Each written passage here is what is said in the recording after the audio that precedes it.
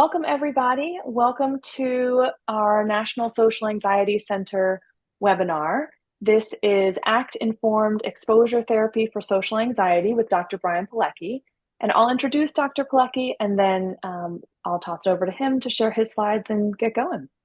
And my name is Taylor Wilmer. I am an associate member of the National Social Anxiety Center and a board member, and very happy to be here to support this clinical education seminar.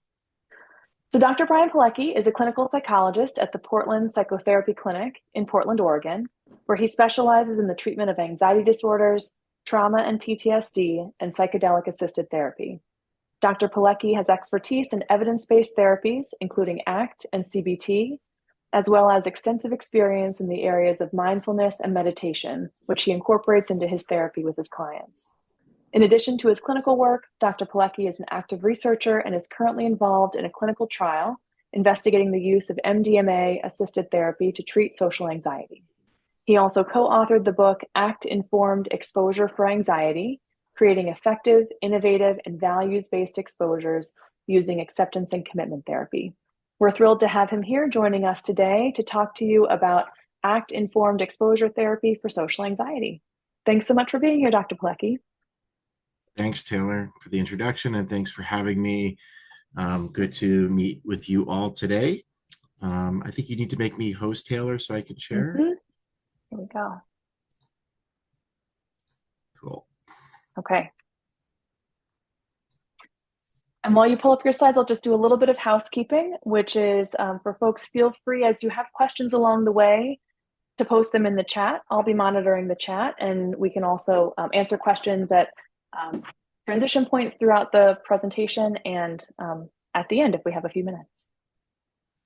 Yeah, great. Thanks. Yeah, I definitely will have some time at the end for some questions or for some back and forth.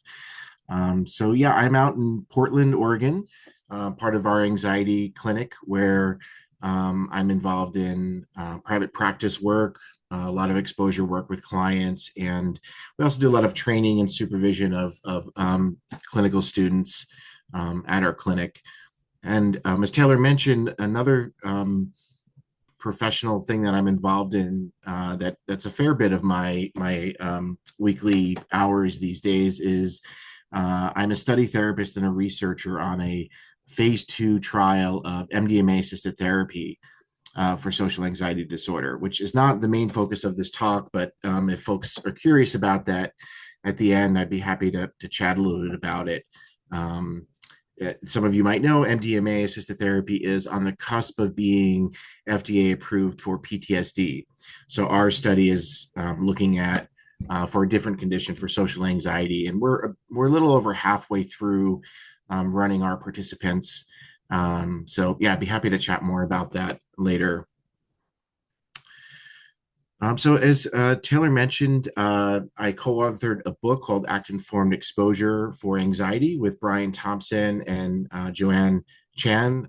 Joanne is no longer at our clinic, but Brian is the director of the anxiety clinic at Portland. And today I'm going to talk a little bit about how we framed ACT-Informed Exposure in our book using an ACT lens to approach exposure therapy and kind of talk about some of the benefits that I see as bringing an ACT lens into this work. The book that we wrote, it's not a protocol. We didn't want to write just another kind of protocol book, so it's not like a session by session guide. It's more oriented towards folks with a background in exposure who want to bring in some ACT into their work. So that's just a little bit about the book, and it forms the basis of a lot of what I'll be talking about today. So I feel the need just to begin with a statement about how I see ACT and CBT, and this might be just an artifact of the time that I did my grad training. So when I was a graduate student, ACT and CBT seemed to be kind of at odds with each other. There was some tension in the communities, and when I did various training practicums, they were often posited as kind of like very, very different from each other, let's say. And I really do see ACT and CBT as belonging to the same family. And I think everything that ACT brings to the table is consistent theoretically with CBT for the most part. And I think, where we're moving as a field in terms of process-based therapies, it feels to me, at least when I go to ACT conferences and CBT conferences, that they're a lot more integrated these days, which is nice. But I did my training in very classic exposure, like, habituation based ERP, and then sort of added ACT in later on. So you'll probably get a flavor of that as I present on kind of how we think about ACT informed exposure in our book. So I start off by saying that, when I learned traditional exposure, it's a much easier sell to clients, much easier to provide a rationale for exposure around symptom reduction, that yes, we're here to do some things together that will help your anxiety reduce over time. And it's very easy to get buy-in for that. And I think, easy as a clinician. It makes sense theoretically. It's also maybe more clear in terms of some of the clinical decision making within a course of treatment, like when you might move on from one exposure activity to another, when there's a certain degree of habituation. So when I made the switch from more CBT focus to a kind of more of an ACT focus, it was a little difficult for me. In other words, I still had a lot of kind of symptom reduction language in my vocabulary. So that's definitely something that I think that comes up when people are learning ACT. And this is just a kind of, I'm sure we're all familiar with a kind of classic model of habituation, where we see within session and between session habituation as important in the process of change and exposure therapy. And this is just kind of like one random graph from one of these workbooks. And so,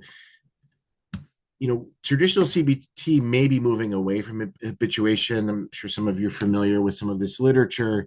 There's some studies that suggest that within session habituation is not related to outcome variables. And even between session habituation is not linked to some outcome variables. And that we can have learning occurring without habituation. So the central, when I learned traditional exposure, habituation was really at the core of guiding the therapy and conceptualizing the client's problems and clinical decision making. And so I think we're moving away from that, of course, and there's inhibitory learning theory, which I'm not going to talk about today. We do kind of mention it in our book, but that's another kind of theoretical lens that has been gaining support over the last few decades as a way to kind of work with exposure with clients. But the position that we take in the book is we do see habituation is still relevant. In other words, when we still do some tracking of habituation, both Brian and I, and we talk about this in the book, that tracking changes in distress is kind of a crude way or an indirect measure of psychological flexibility processes, but it's not the emphasis. It may not guide decision making. It may not. It's not the central focus. So we do still see it as relevant and as a helpful marker of what's happening with the client, because if they're coming back and just reporting, similar SUDS scores session to session, that's probably indicative of something there's not much movement in terms of increases in psychological flexibility. And ACT, admittedly can be a little confusing to learn as a therapist, but also for clients, right? When we talk about acceptance, clients say things like, I don't want to accept it. I'm here because I don't want anxiety to be such a big part of my life. So that kind of sell can be really hard. Clients might hear things like resignation or giving up when we talk about acceptance, which is not what we mean from a behavioral perspective when we talk about acceptance. Or people have had negative experiences with acceptance, like their last therapist told them just to accept it. And some clients, the focus on values may not be helpful. In our book, we talk about a kind of category of clients where they're living their lives pretty high functioning. They're in great jobs, great relationships, families. Things are going well, except for their struggles with anxiety. So I think when I learned ACT, there was definitely some challenging clients that had to kind of learn how to be able to talk about this in a way that was accessible and that also instilled hope in clients. Some of the literature does suggest that there really is, we're not seeing a big difference in outcome between ACT informed exposure and traditional exposure.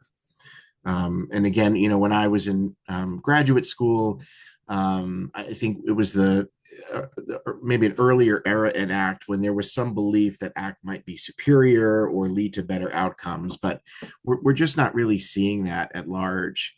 And also that there's no significant dropout between the different approaches.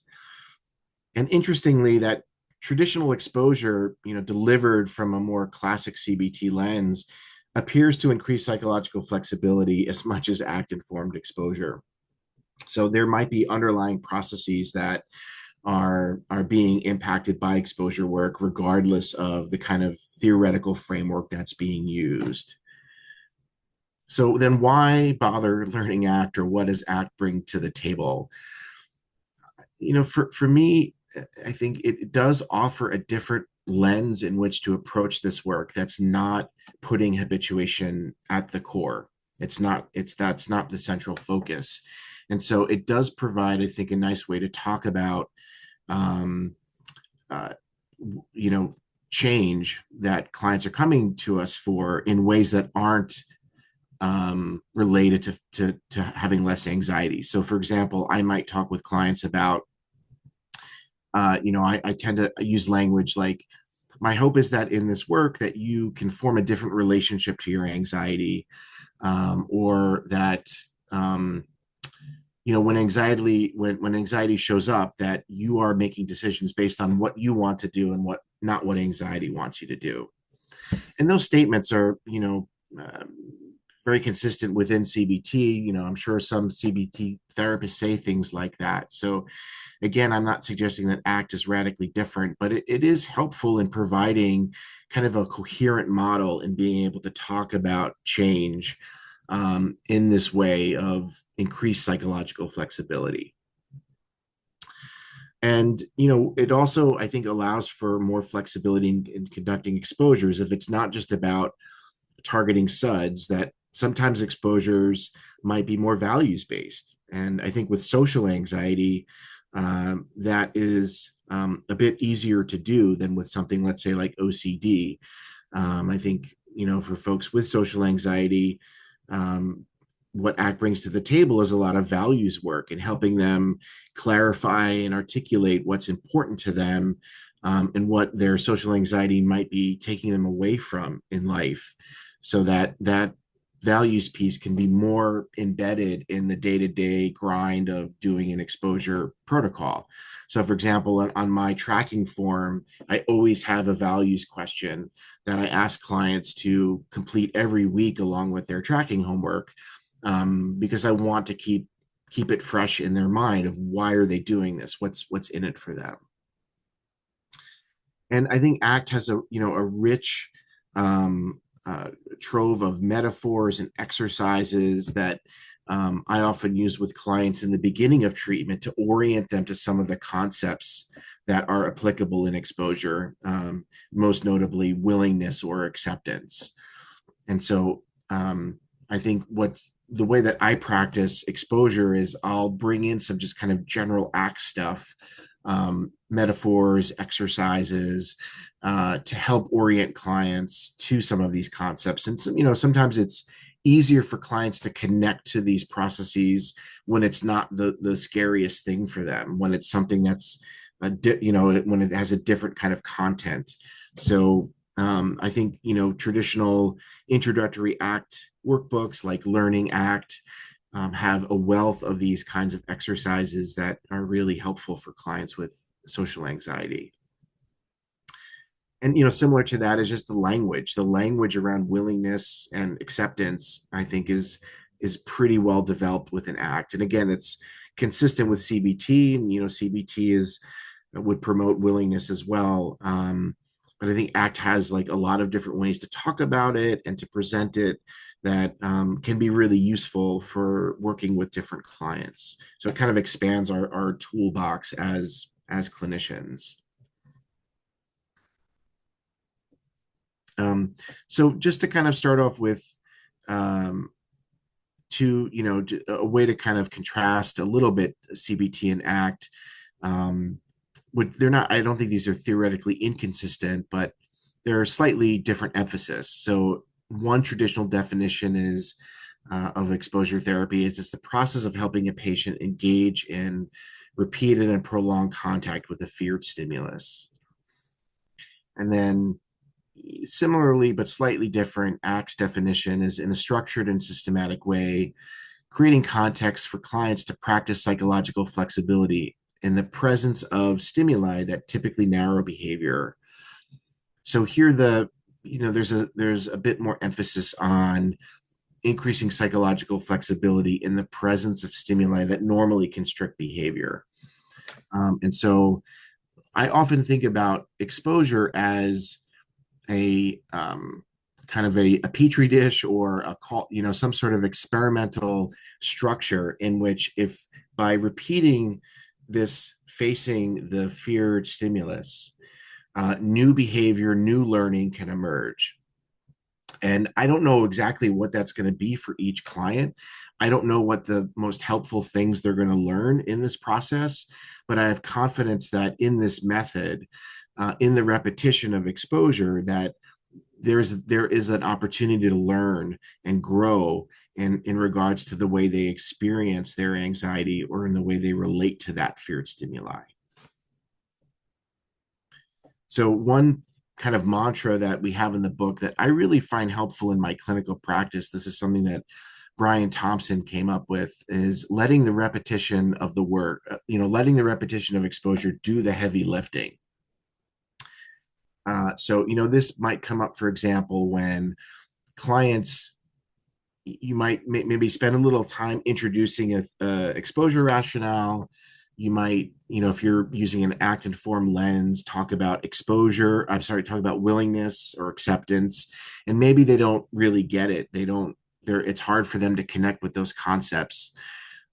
Some older ACT workbooks, we found stress the importance of really making sure that clients sort of understand things.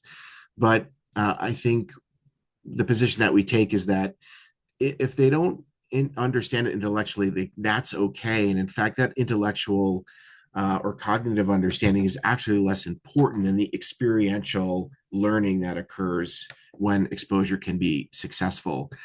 So when I'm supervising students and they feel stuck or they feel overwhelmed, it's like I'll say things like, it's okay, like trust the process, trust the repetition of the exposure to if conducted skillfully, can allow for these new experiences to emerge and for clients to contact these processes directly of psychological flexibility.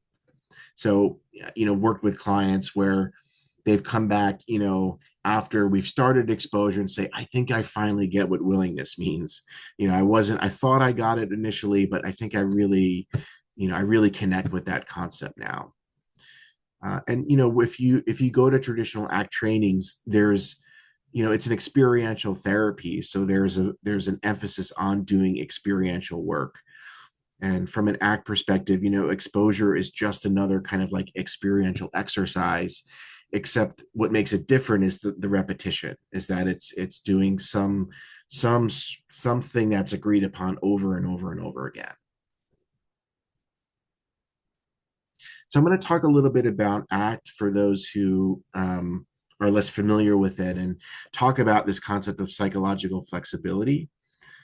So there's different versions of this in different literatures, but from an ACT perspective, we could say simply that it means like contacting the present moment based on what's happening now, Am I engaging in values-based behavior?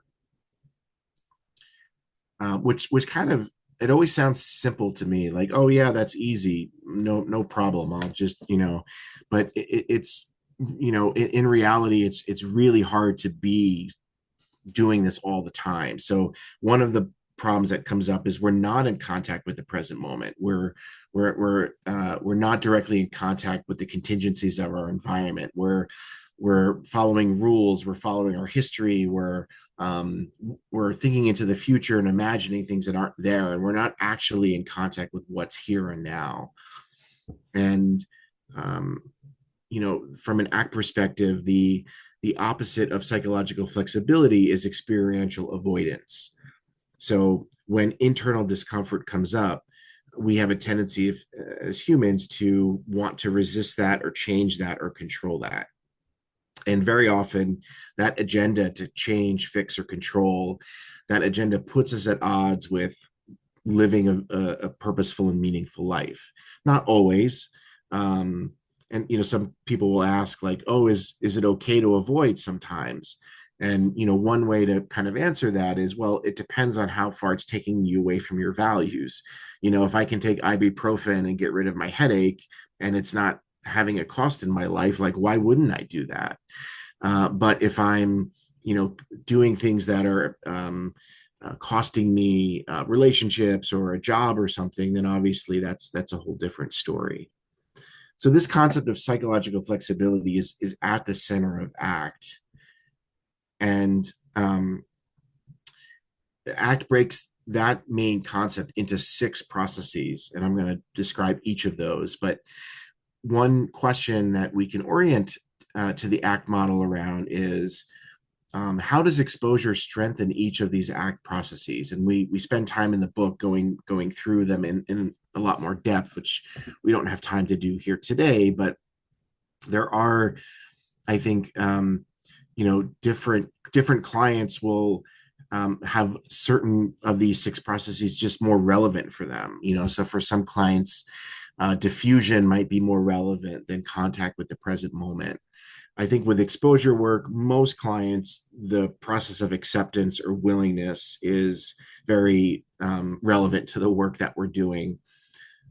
So there's a way to use this model to help enhance how we're delivering exposure. And I think a way that's helpful, especially when we are stuck with clients, or, clients get stuck and it's, we're not sure why they're maybe not progressing the way that we might expect them to. So I'll just kind of go through these very briefly for those who aren't familiar. Acceptance really refers to private experiences, internal experiences. It's used, colloquially, like, oh, I can accept that, my cat ran away. But really, from an ACT perspective, it's really in reference to the internal thoughts and feelings that I have, maybe due to my cat running away. And that's really helpful in exposure, because we're not helping clients accept anything out there in the world. We're just helping them accept what's happening inside in the presence of certain stimuli. And that can be really helpful, especially with certain, like, obsessions that might be more taboo or, socially, frowned upon. But I think with social anxiety, it's often, there's so much focus on the external environment of how the social event's going to play out and what are they going to think of me. And so this is a nice way to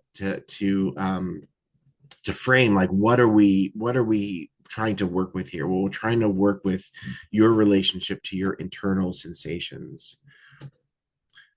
And then diffusion really refers to not having our behavior influenced by our thoughts. So it's not about getting rid of thoughts or changing the content of thoughts. It's about seeing thoughts as just mental phenomena that we can then choose how we relate to it. So, if a client says, I'm a failure, diffusion perspective would be to ask something like, well, what do you do when that thought shows up? How do you how does that thought or that belief orient your behavior? I mean, I probably wouldn't say it that way to a client, but I'd find another more skillful way to say that. Um, so the idea here is that we're more focused on the process of thinking than the content of thinking from an ACT perspective. And there's been a lot of debate about the differences between diffusion and cognitive restructuring. And in my experience, I see them as uh, very very similar with just different points of emphasis. So I don't think they're incompatible with each other. I'll often use I have like a list of like the classic cognitive distortions, but I'll call them like unhelpful thoughts because the idea is like it's not about if they're real or not. It's about if they're helpful or not. And helping clients notice when thoughts are not helping them move towards the life they want to live, then maybe they can find a different way to respond to that thought. Contact with the present moment is pretty straightforward. It's really about being in touch with what the contingencies of the environment are now. So, for example, with social anxiety, very often people are imagining what other people are thinking and even misreading social cues and imagining that other people are making a funny face at them or judging them somehow. And so, being in the present moment can be helpful with getting more in touch with what's actually happening, so that we can then be more effective in how we're showing up. Selfish conduct is probably the most confusing of the six ACT processes for early ACT therapists. But really, a simple way of describing it is um, identifying less with the stories that we hold about ourselves and identifying with other parts of ourselves, whether that's our sort of larger self that contains all of our experience, or even if it's just more of a embodied moment to moment flow of self experience. Um, this process is really helpful with clients who have a lot of uh, negative beliefs about themselves, like I'm just not good at maintaining relationships, or people when they get close to me, when they get to know me, they don't want anything to do with me. And so there's a range of tools in a traditional ACT um, protocol or treatment that are used to be helpful at helping clients kind of distance a little bit from these stories. And then the last two processes are values, which is really the meaning and purpose in life, connecting with what's important, and committed action, which is taking the steps towards a values based life. Some clients know what's important to them. They can articulate, what if there was no social anxiety, here's what I would love my life to look like. And other clients really can't even imagine that. If you ask them, if I could, one of kind of classic ACT exercises that I love is if we could wave a magic wand and get rid of your social anxiety, what would be different about your life? Or if we were watching it from the outside, what would we see you doing differently, right? Because I want to get at behaviors. And so some clients, they don't even have any idea because the social anxiety is so strong or so pervasive. So there's some great values to tools like the magic wand exercise or others that can be helpful in striking out a roadmap. I often say to clients, if you come here to get rid of your social anxiety, that's a much harder sell than where do you want to go. So I see it as less about subtraction and more about addition, right? So, for example, with social anxiety, it's often how do you want to be in relationships? How do you want to show up to this party? What kind of employee do you want to be at work? And it's much easier to orient our behaviors around something like that than it is around not anxious. Like, I have a real hard time, like, I don't know what to do to not, the more I try to be not anxious, the more anxious I get. But if I can find a value that I can connect with, like integrity or compassion or openness, right? It's sort of a shift. So it takes the focus off how much anxiety is present or not present. It's a whole different way to orient our behaviors. And that's really what ACT is getting at, that these values are ways to orient our behaviors that are helpful. And that can be hard work with some clients. It can be really hard for them to connect with the person they want to be, or how they want to be seen in the world by others. And at the basis, oh yeah, Taylor. Sorry, I was trying to time it where it was right at the end of this slide, No, but please, do you want to please, fit? no. I've been talking a lot. Go ahead. We had a question come in that I just wanted to pose to you about this slide, which is one of our audience members asked, I've always struggled with understanding how diffusion is different from self as context. Both move away or try to separate self from particular thoughts or content. Do you have any thoughts or how you think about how they're different? Yeah, that's a great question. So if you see this ACT model, you see all the processes are connected to each other, right? So they are not distinctive things. There's a lot of overlap, so that's, you could see that as a plus of the ACT model, or a criticism of the ACT model, that it's not a super neat and tidy model. There's some kind of overlap with each other, and there is indeed overlap between those two processes. And I think theoretically all the processes overlap with each other, but self as context really refers to the self, and it's really connected to the present moment. It's the place in which we are able to be present, or to observe the present moment, or observe our thoughts, right? So it's actually much larger than just kind of getting distance from our thoughts. It's about how we relate to ourselves. That can include our bodily sensations, our emotions, our physical bodies, our histories. So it is a much broader than just cognitive diffusion itself. But that's a good question, and I think it would take a lot of time to really unpack, because self-context is such a confusing process. Thank you. That's Other helpful. Yeah, thanks for the question. Any other questions or comments?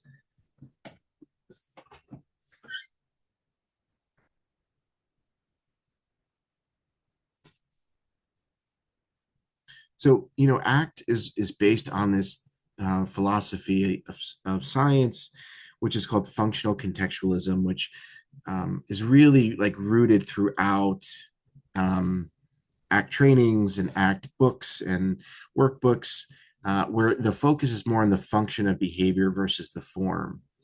And so that's really helpful, I think, in doing exposure work, um, is to bring this kind of functional, analytic lens to client behaviors, to really try to understand what is maintaining them, what's the payoff, and so with exposure work, um, it can be really helpful to kind of slow down and try to understand what if a client is stuck, or they're struggling to change in some way, or they're repeating some behavior over and over again. There's usually something that's reinforcing that behavior that is maybe not in complete awareness, right? So a lot of the kind of functional analytic tools that CBT has as well, but in general, can be really helpful in working with especially like challenging cases and exposure. So how to bring in ACT into exposure? So I'm going to go through kind of three ways. One is to kind of just informally in our language, bring in more of an ACT lens, right? So in just the ways we talk to clients from the beginning, the way we ask questions. So, for the process of acceptance or willingness, saying things like, what would it be like to make space for that sensation?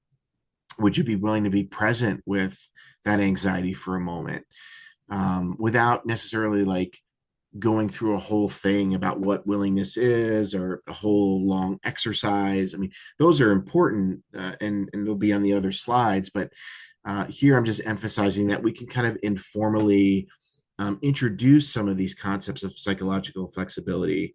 So, a very cliche, common one that you'll hear ACT therapists say a lot is, um, let's say you're starting a social anxiety exposure with somebody, and you have plans to go walk to the local store, and they're going to purchase a beverage, and they come into your office and they say, I can't do it. I'm just too anxious today. We might say, so your mind is telling you that you can't do it. That's interesting. What else is your mind telling you? You know, so just in that kind of subtle reframing, it's like I'm not responding to it as a truth. I'm responding to it as a mental phenomena, right? Or I might reflect, I notice like every time we start to do an exposure, your mind gets really busy, your mind gets really active. Like, have you noticed that? What do you make of that? So, I'm not challenging the thoughts. I'm not doing anything really elaborate there, but just kind of integrating these ACT processes in language with clients. And, values is another easy example to see that um, we can ask clients, yes, we're going to go to the store. The plan is to buy a beverage. Are you still willing to do that today? Great. Why are you doing this? What's important to you about this?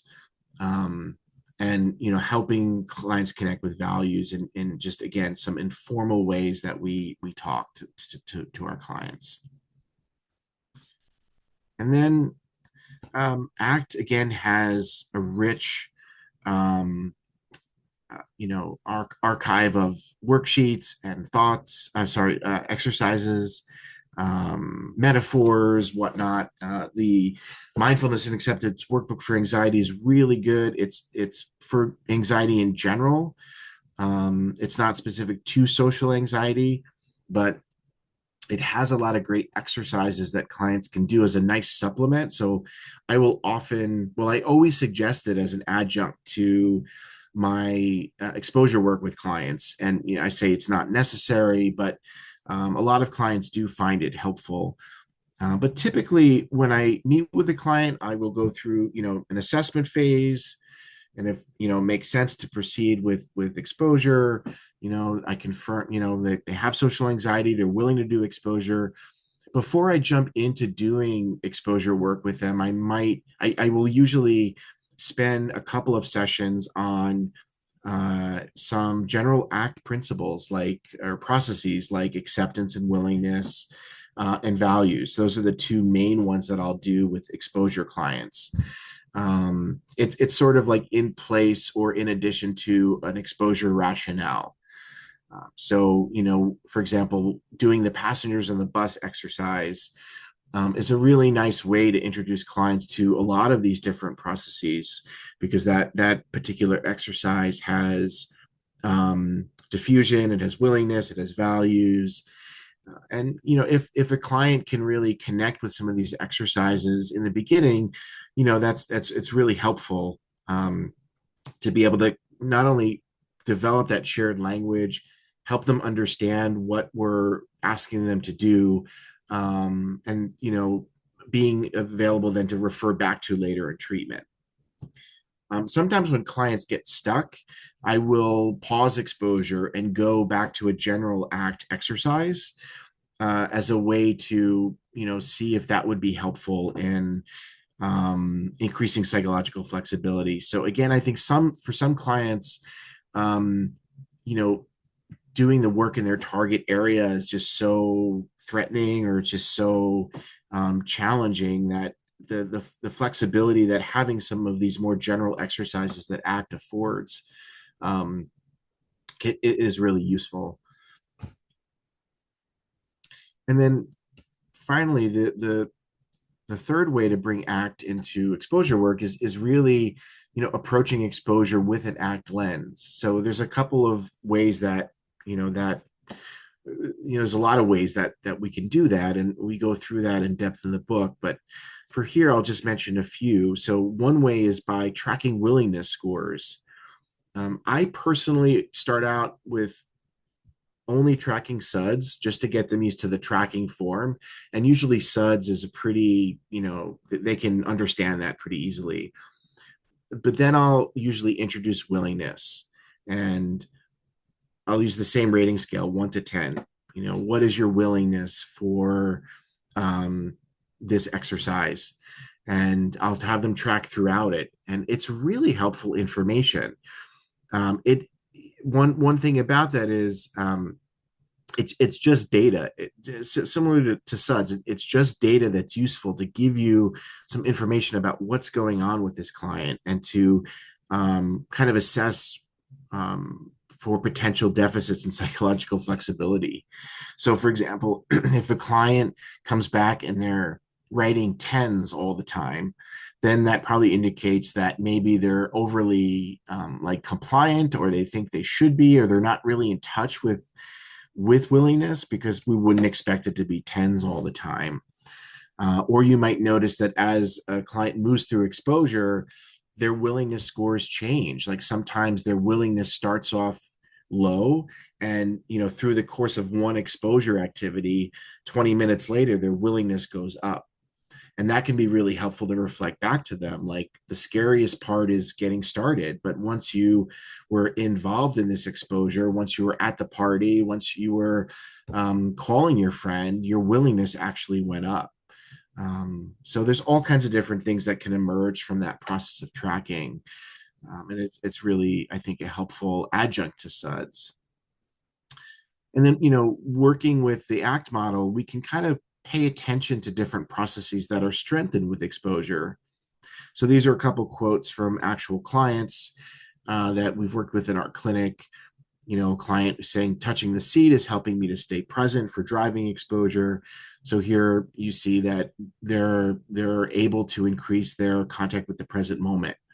And so that's useful as we move forward, and I might bring in some present moment focus in a future exposure. So when you're doing this other exposure, how do you think you might help yourself stay present, since that seemed to be helpful, the last time? Or this other quote, I'm just watching people come off the plane. I still feel anxious and I still feel my stomach, but it's not as bad as yesterday. People are making eye contact, and some of them are smiling. Um, that can be viewed through like a selfish context lens, where what we're helping people do is to discriminate between different layers of their experience.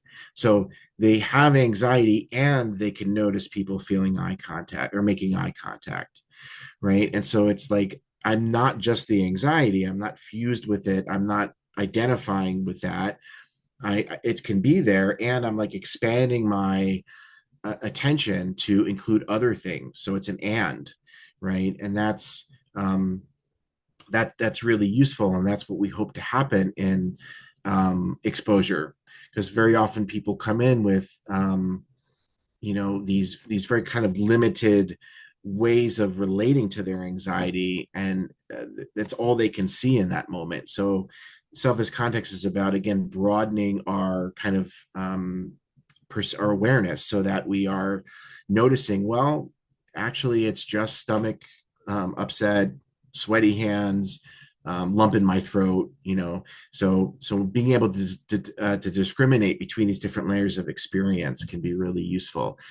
And again, not unique to ACT based exposure, but I think ACT provides a nice way of framing that.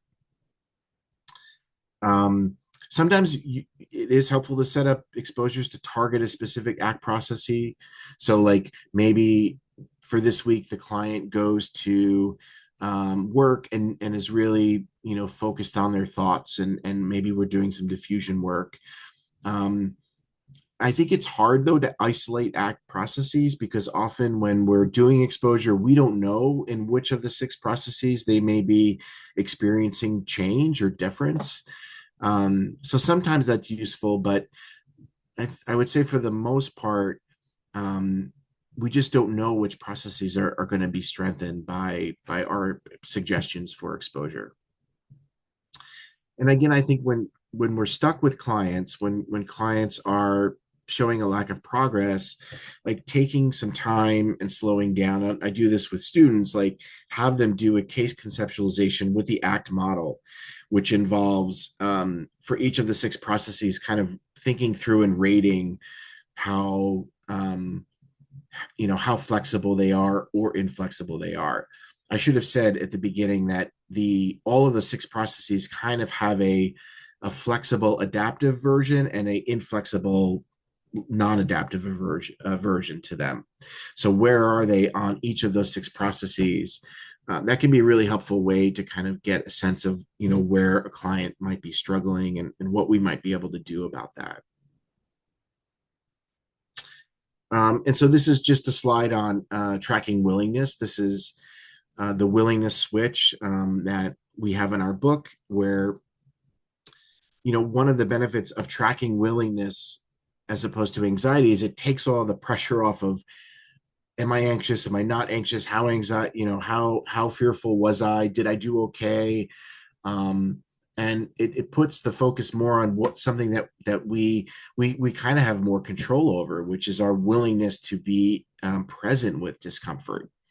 And so it's sort of like building a muscle. And in this metaphor of the willingness switch, we're talking about like the goal of treatment is to help you be more willing to be present with the anxiety that you struggle with. Sometimes I'll say to clients, like, I wish, like, by the end of this treatment, that I would instill in you a magic power. You're going to have a magic power that from now on, when anxiety shows up, you're going to be willing and be able to be open and accepting of it, and it will not deter you from doing the things you want. Of course, that's not realistic, but kind of joking around as a way to kind of help clients see that this is something that with practice can be strengthened. And when you are able to track willingness scores with clients over time, you can point to that and say, look, we're seeing evidence that you are much more willing.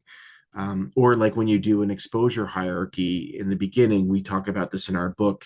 We call it a menu instead of a hierarchy, which is another term for it. But things that clients were more willing, in the beginning, usually clients are not as willing to do the hard stuff. And if you can capture that in willingness scores, it could be a way to kind of demonstrate progress. So it's just a nice complement to getting stuck in this entanglement with always focusing on anxiety. That is it. Wonderful. Thank you so much. And we actually just had a couple of questions come through the chat. So Great. happy to go through those. And if folks have questions they just want to ask out loud, feel free to raise your hand too. You can click on the react button in the bottom, and then that gives you a raise hand option. But thank you, Dr. Pilecki. That was fantastic. Really helpful to hear about sort of how ACT and CBT can go hand in hand, and how we can think about designing exposures that pull in and focus on and potentially target some of those ACT components. There was one question about the willingness thermometer that you were just showing. And specifically, what would be some examples of concrete markers to anchor on 0, 5, and 10, similar to what we typically do with a SUDS thermometer? Yeah, that's a great question, Daniel. And this is why I prefer to not introduce this at the beginning, because it's a little bit like more ephemeral or something than SUD scores. I will usually introduce it after we've done a couple of exposures, and I will say, where's your willingness now? Like I'll usually have been doing that all along, but I'll introduce it by saying, if you were to give it a number from 1 to 10 as you've been doing your SUDS ratings, what would you give it? And so it's usually in the context of an exposure or about to do an exposure, and then if a client is really struggling, it can be helpful to ask them about like prior things that they've done, like what would you say your willingness was at work yesterday, or what was your willingness when you did last week's exposure, and help them develop anchors. So admittedly, it is a little bit trickier to help clients understand willingness, and there's nothing like concrete about it. Again, it's just a data point to help facilitate conversation and help give you some information about what their experience is. Super helpful. Thank you. I see also that Carrie has her hand up. I'll toss it over to you. Hi, yeah, thanks. Well, first of all, I just wanted to say I found this extremely helpful. Over the last several years, I find myself getting caught in this debate of like, I'm a CBT therapist, no, I'm an ACT therapist. And I'm always like, what's the difference? Right. It feels like we're all doing the same thing. So this felt like very validating, I think, from that perspective, that there's like some minor differences, but really it seems like, I think when people say that, maybe they're referring to kind of like old school CBT and like the things we don't do anymore. But anyway, my specific question was you had mentioned including a values based question on like practice forms. And I love the idea of like the why. Are there questions you recommend, or is it just as simple as like, and why are we doing this? Yeah, I mean, if I was really motivated, I would think of a new question every week for the tracking form, but it's the same one on my tracking form. But I will ask clients to like, don't just copy last week's answer, like write it new each time. Like take the time to write out and um, use it as an opportunity to really get in touch with why you. And in my tracking form, I just ask them to do that once over the course of the week. Like I don't ask them to do that before every exposure, but yeah, just to help them keep that fresh, and that can change over time. Like it's cool to see how that the answer to that question can sort of change over the course of treatment. And is just out of curiosity, is the question something along the lines of like in what way is this exposure in line with your values? Or is it more general, like why do you feel like this is important? Or why are you willing to do this? Yeah, I think the exact question is something like what matters to you most about doing this practice. Mm. But I mean those are fine, like what about this practice is important to you, or how might this practice help you um, move closer to a fuller, richer life, something like that. That's great. I have a question. I'm curious whether you have specific experience from your work with social anxiety in particular, or patients with social anxiety in particular, where you find that there's specific ACT processes that you tend to pull in or focus on more often, or specific ways that you tweak exposures from an ACT lens for social anxiety in particular. Yeah, I mean, one thing about some act protocols for exposure really focus on only doing exposures that are values based. um, in other words, like every exposure has to be something the client really wants to do. So like going to Starbucks and buying something with pennies would not count, right? um, and we take the position in the book that's just not pragmatic. And so um, every exposure, even if it's arbitrary, even if it's something like I'm going to go pretend to trip on the street, or I'm going to go make a fool out of myself, that might not be values based in the sense of um, that's not it's different than like going to a party might be values based, but that there are values everywhere. And so there's usually values in that exposure, like courage, or I want to be more open, or I don't want to hide so much in the world anymore. So I think that's it's easy. It's not usually hard to help people with social anxiety connect with what's missing, because they're usually missing connection, they're missing community, right? And again, that just to contrast that with like contamination exposure, like some people are fine washing their hands all the time, and it doesn't present that same kind of like cost to them. Mm. I would also say a lot with social anxiety, there's a lot of these kind of shame-based beliefs that are at the core, that if people get to know me, I'm not going to be good enough. And so doing some of that stuff is context work, and um, helping them approach situations with an openness to find out if maybe there's different stories that are possible, or maybe that story, whatever it was useful up to a time but is no longer useful. One example of that is a lot of people with social anxiety convince themselves that they don't need people. They convince themselves like I'm fine where I'm at. And so, obviously you have to be gentle and kind of probing this, but um, working with that identity and helping them evaluate, is that helpful or not? Is that really helpful in leading you towards the life you want to be living?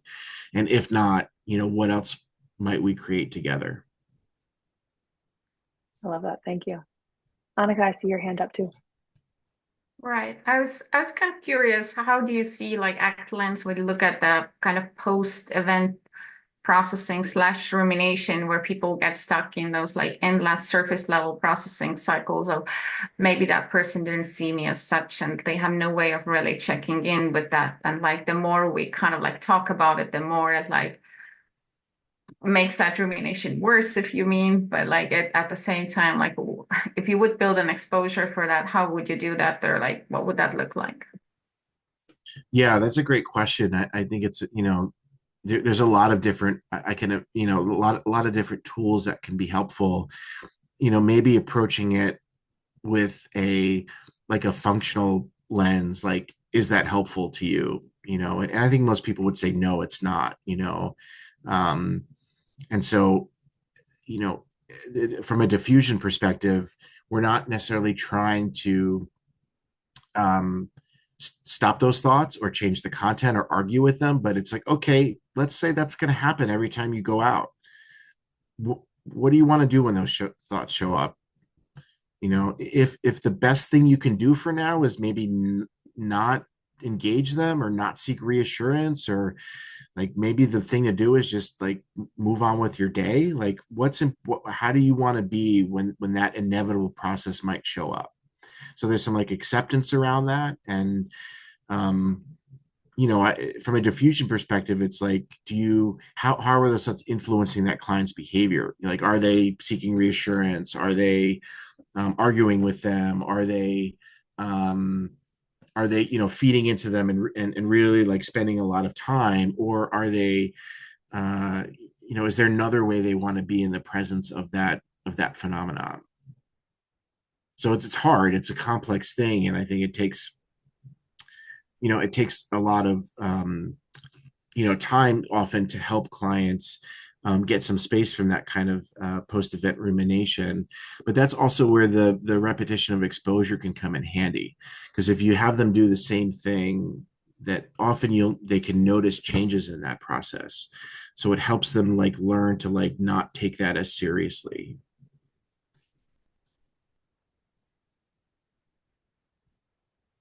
Thank you. I'm noticing the time. I know we're right at 3 o'clock. We had one more question come in from the chat. But Brian, I don't know if you're able to stay for a couple minutes, or if not, I can just send it to you offline and we can answer it over email as well. Any preference? Yeah, I can answer it, sure. Okay, sure. And if folks need to hop off, no worries at all. Thank you so much all for being here, and we really appreciate your participation and your attendance. Okay, the question was, what are the components of the tracking form that is Hmm. used for the act-based exposure? So we have a whole chapter in our book where we encourage people to make their own tracking forms. Um, you know, I think when I learned exposure, it was like there was something sacred about the tracking form, and I think there's something really useful about tweaking it and changing it. And so I'll do that with like students I'm supervising. It's like, well, what do you want to try out? What do you want to track? You could track anything. You could track, usually it's SUDS, it's willingness. It might be things like similarity if it's interoceptive exposure, but it could be values. It could be any of the ACT processes. So I encourage people to be creative and like go back to your tracking form every so often and update it so it's like live and fresh for you. And I think when you do that, you're going to get better information, and it's going to be more engaging for you as a therapist. They can get stale pretty quickly, those, at least in my experience. That's great. Thank you so much. Well, thank you again for being here. This was really fantastic. I'm seeing lots of things in the chat of people who just really appreciate the information and the perspective. And so thank you so much for taking the time to speak with us. And I know we Again, didn't get yeah, a chance to talk about your MDMA research trial that's going on. So hopefully at some point we can circle back to that as well. sure. Yeah, we'd be happy to. But thanks for having me. Appreciate the invite, and take care and be well. Absolutely. Thanks, you too.